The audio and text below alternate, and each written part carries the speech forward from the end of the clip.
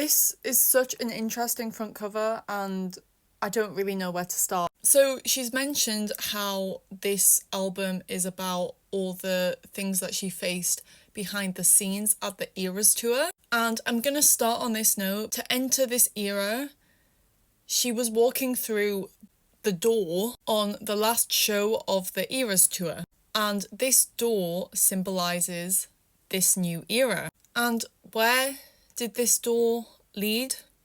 Backstage. So that exactly symbolises what the era even is. I also need to add, remember when she did the surprise song mashup of August and The Other Side of the Door? So again, linking to the fact that this album is about what she was facing behind the scenes of the Eras tour. She mentions how after every show she will just be like in the bath, so that could be a reference to that.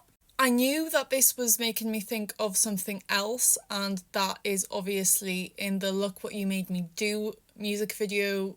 It's very similar to this with the whole diamonds in a bathtub. But obviously this whole album cover could also suggest that she's like trying to keep her head above water and she's only allowing people to see certain parts of her. Another thing I'm not really seeing many people talk about is the fact that around the edges of this album cover, it's almost like the picture's shattered. So that could link to obviously the lyrics in I Can Do It With a Broken Heart, all the pieces of me shattered as the crowd was chanting more. From the whole vibe of this album, we're getting is kind of like a continuation of I Can Do It With a Broken Heart. And there's also a lot of folklore references, so we already know that if you take the date that the Eras tour finished and flip it around, that was the date that this album was announced. So that could